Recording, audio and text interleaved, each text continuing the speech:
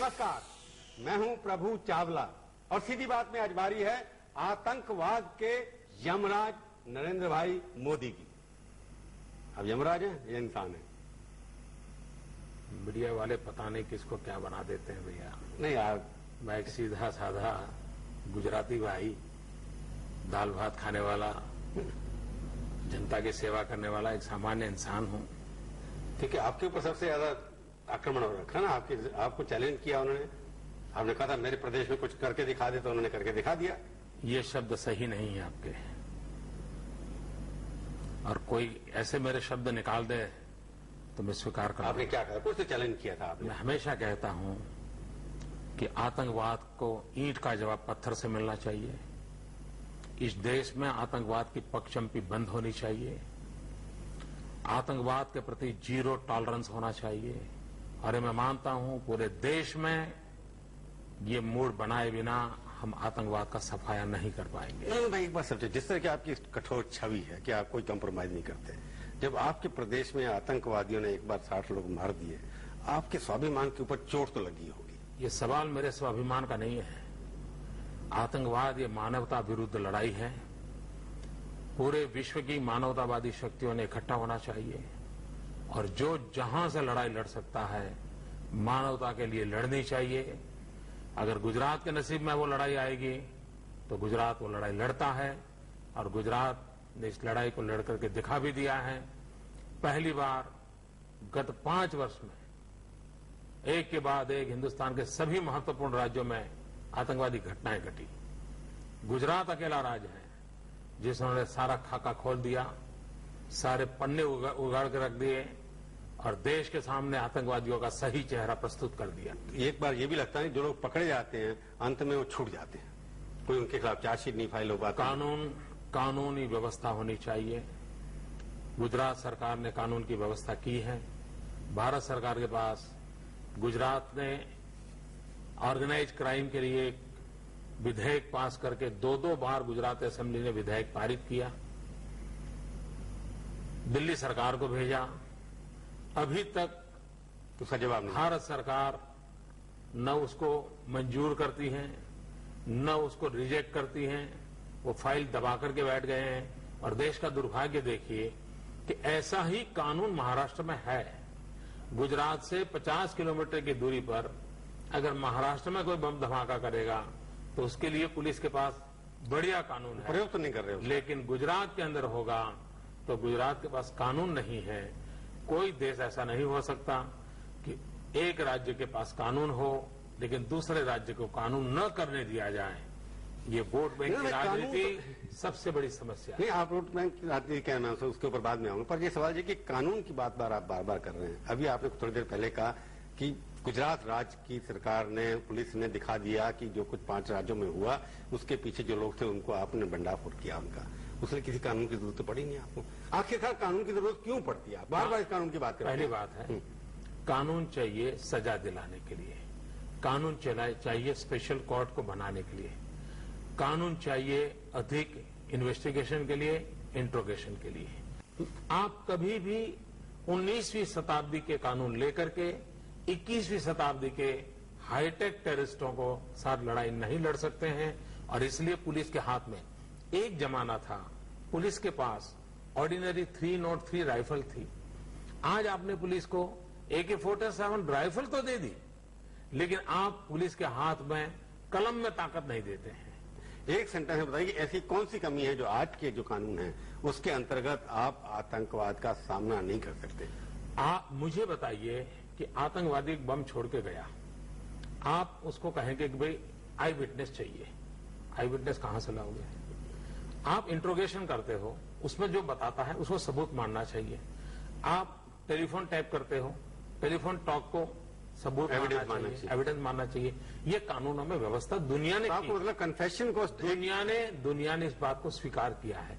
दूसरा एक भ्रम फैलाया जाता है कि कानून होता है तो भी घटनाएं घटती है। ये मुझे आश्चर्य होता है कि हमारे वोट बैंक के खिलाड़ी ये कैसी बातें कर रहे हैं। आप मुझे बताइए, अगर हत्या करते हैं तो 302 का कानून है, लेकिन अब हत्याएं तो हो रही हैं। हो रही है। क्या 302 का कानून निकाल दोगे क्या?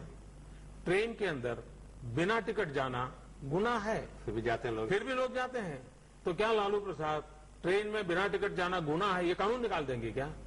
ये कैसी मजाकिया बातें हो रही है। नहीं, वो वोट और बैंक, आपने जो कहा वोट बैंक, इससे आतंकवादियों का मनोबल बढ़ता है, इससे आतंकवादियों की खुराफत बढ़ती है और उनको मदद करने वालों की भी हिम्मत आ जाती मोदी है। आप एक नरेंद्र भाई एक बात, जो आपके विरोधी हैं और बहुत सारे हैं, आपकी पार्टी में भी हैं, बाहर से बहुत ज्यादा हैं, सवाल यह है कि जिस तरह की आपकी छवि कठोर हैं आप, कानून का दुरुपयोग जो होता है, कानून बनना चाहिए पूरे समुदाय के लिए, हिंदू या मुसलमान के लिए तो कानून नहीं होता ना, कानून सबके लिए होता है, सबके बराबर होता है। सबके बराबर होता है। अब जब लोग छूट जाते हैं, कानून- फेक एनकाउंटर आपके यहाँ जैसे सुप्रीम कोर्ट में केस चल रहे हैं कि लोगों को मार दिया आपने उठा करके, आपके पुलिस ऑफिसर पकड़े गए, ये भी तो एक कानून की जो वर्दी का दुरुपयोग हुआ, कानून है तब होता है ना, हुआ ना मिसयूज। कानून लेकिन है, विश्वास नहीं होता आपने। नहीं, कानून है तभी तो हुआ ना।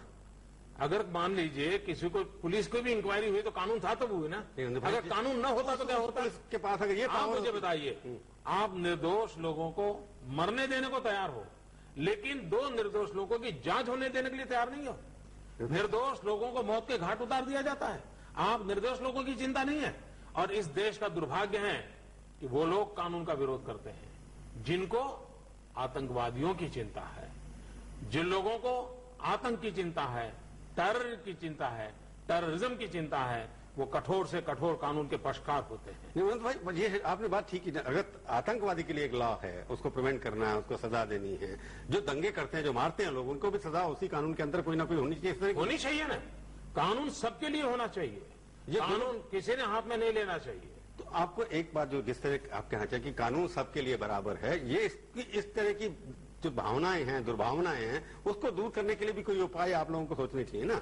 भारत का संविधान है, भारत का न्यायतंत्र है, भारत में वाइब्रेंट मीडिया है, आप चिंता क्यों करते हैं इतनी? निर्दोषों को मरने देंगे क्या आप लोग? क्योंकि रोज ही नरेंद्र मोदी के खिलाफ कोई ना कोई सुप्रीम कोर्ट में खड़ा होता है, कोई ना कोई वहां पहुंच जाता है।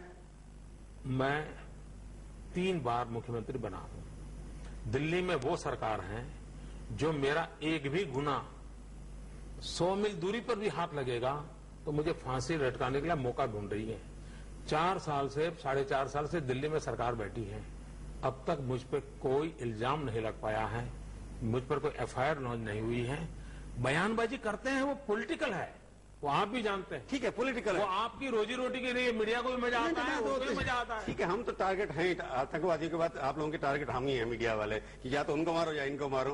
परंतु राजनीति जो आतंकवाद के नाम पर हो रही है, उसके लिए कौन जिम्मेवार है? मैं पूछूंगा आपसे, इसके नाम पर, आतंकवाद के नाम पर राजनीति हो रही है। तो आतंकवादी बीजेपी का नहीं है, कांग्रेस का नहीं है, मानवता के खिलाफ एक जंग है। इस पर क्यों वो कहते हैं जी नहीं हम नहीं कानून बनाएंगे, आप कहते हैं कानून बनाएंगे, तो दोनों की सोचने का अलग अलग तरीका क्यों है? पहली बात है, दुनिया के सभी डेमोक्रेटिक कंट्रीज ने आतंकवाद के खिलाफ कठोर से कठोर कानून बनाए हैं। अगर हिंदुस्तान में कोई नहीं बनाता है तो सवाल उसको पूछना चाहिए। जो ह्यूमन राइट के सबसे बड़े ठेकेदार हैं, उन्होंने भी कठोर से कठोर कानून बनाए हैं। अगर कानून का मिसयूज होता है तो हमारे देश में एक व्यवस्था है, लेकिन कानून न होने के कारण निर्दोषों को मौत के घाट उतार दिया जाता है, उसके लिए कौन जवाब दे? और इसलिए देश में, और मैं कम से कम पिछले दिल्ली बम के बाद, धमाके के बाद, हिंदुस्तान का मीडिया एक स्वर से कानून के पक्ष में जो कैंपेन कर रहा है, मैं सभी मीडिया के मित्रों को इस विषय में बधाई भी देना पसंद करूंगा आज, क्योंकि मैं लगातार देख रहा हूं पिछले 4 दिन से मीडिया के सभी चैनल, इलेक्ट्रॉनिक मीडिया हो या प्रिंट मीडिया हो, देश में कठोर कानून होना चाहिए, इस आवश्यकता पे बल दे रहा है। और हो सकता है दिल्ली की सरकार वोट बैंक की राजनीति से बाहर निकल करके गरीब निर्दोष नागरिकों की रक्षा को प्राथमिकता देगी। बीजेपी भी इस राजनीति से ऊपर उठे ना। हमने कोई राजनीतिक बयान नहीं दिया है, हम इतना ही कहते हैं 4 साल हुआ, मैंने कानून पास किया है। गुजरात की 5.5 करोड़ की जनता ने जिस असेंबली को चुना है, उस असेंबली ने पारित किया है, 2 बार पारित किया है। वैसा ही कानून महाराष्ट्र में है, तो गुजरात को रोका क्यों जा रहा है? अब शिवराज पाटिल ने मेरे को सीधी बात में कहा कि हमारे को जब वोट लिया हमने, हमारे मैनिफेस्टो में लिखा था हम पोटा को खत्म करेंगे, लोगों ने वोट दिया उसके लिए। मैं गुजकोक की बात कर रहा हूं, नहीं, मैं उनकी तरफ से बात, मैं गुजरात का गुजकोक कानून की बात कर रहा हूं। शिवराज पाटिल जी में दम होगा तो करेंगे, दम नहीं होगा तो घर जाएंगे। मैं शिवराज पाटिल के लिए अपना टाइम बर्बाद नहीं करता हूं। आप तो मिल के आए थे उनको? वे देश के होम मिनिस्टर हैं और एक गंभीर जानकारी मेरे पास थी कि दिल्ली में बम धमाके होने की संभावना है। आतंकवादियों ने यह सब बना के रखा हुआ है और मुझे लगता है गुजरात के मुख्यमंत्री के नाते अगर मेरे पास जानकारी आई है तो खुद जाकर के गंभीरतापूर्वक प्रधानमंत्री जी को, प्रधानमंत्री के सिक्योरिटी एडवाइजर को और होम मिनिस्टर को बतानी चाहिए। मैंने बताई। तो जो लोग आपने पकड़े वहां गुजरात में, वो दिल्ली में आज आकर देखा मैंने कि वहां पर एनकाउंटर में वो भी लोग आए थे, उनकी वजह से कोई खबर दी? आपकी पुलिस भी यहाँ थी क्या? मैं पुलिस प्रोफेशनली काम करती है। मैं पुलिस के विषय में मीडिया में, पर आपको दिल्ली की स्पेसिफिक जानकारी थी क्योंकि आप बशर्ते आपकी पुलिस यहाँ पर लेकर के आई। जो मुझे जानकारी जितनी देनी थी प्रधानमंत्री को भी दी है, होम मिनिस्टर को भी दी है और मैं पहले दिन से कहा है कि मैं टेररिज्म के ऑपरेशनों की चर्चा का राजनीतिकरण करके कभी उसका फायदा लेने की कोशिश नहीं करूंगा। आपको लगता है कि ये नेटवर्क सिमी का जो आपने पहली बार कहा कि सिमी के लोग इन्वॉल्व हैं, उससे पहले लोग कहते थे कहीं और से हैं, एशियन मुजाहिदीन होगी, तो आपने जो क्या यूज किया, टेक्नोलॉजी यूज की, प्रिवेंशन क्या क्या किया? देखिए, पुलिस ने बहुत प्रोफेशनली काम किया है।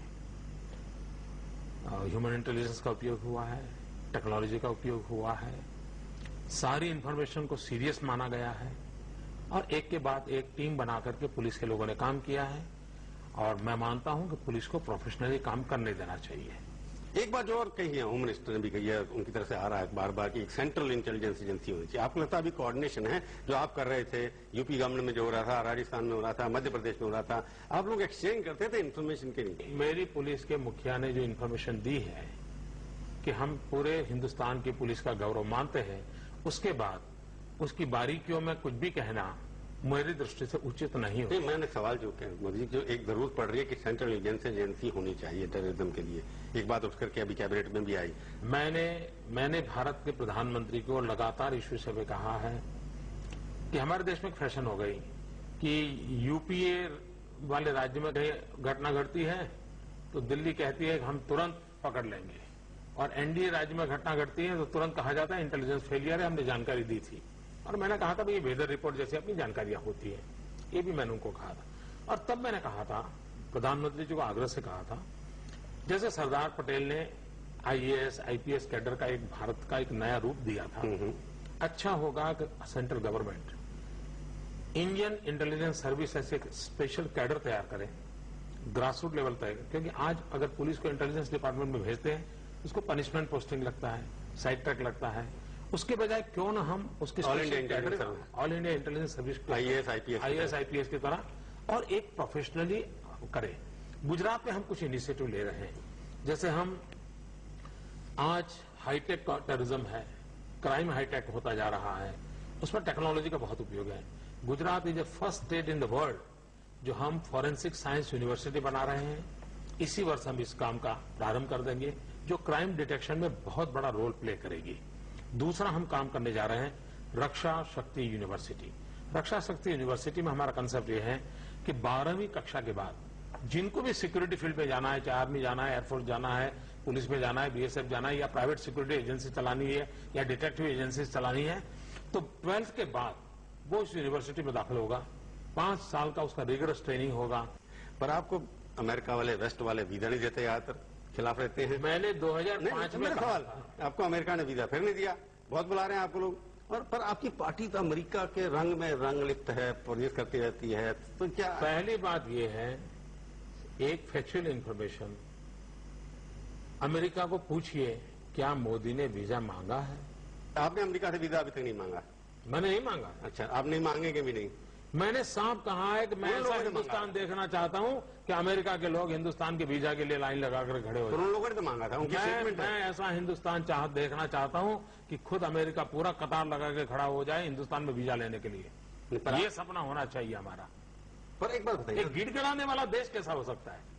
ये मैं नहीं जानता हूं आप लोग क्यों ऐसे रोते रहते हो दिन रात। नहीं, मैं तो नहीं रो रहा। तो मोदी का भविष्य क्या है? मैं मोदी के भविष्य के लिए जिंदगी नहीं खपाता हूं।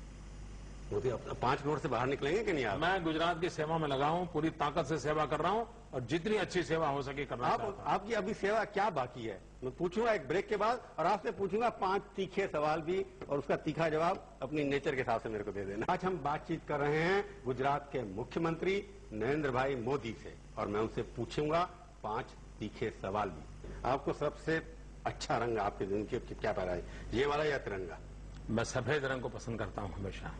तिरंगा नहीं पसंद आपको? तिरंगा तो सम्मान और श्रद्धा का केंद्र है। चुनाव के बाद आपको मौका मिला तो आप पहले होम मिनिस्टर बनेंगे या प्रधानमंत्री?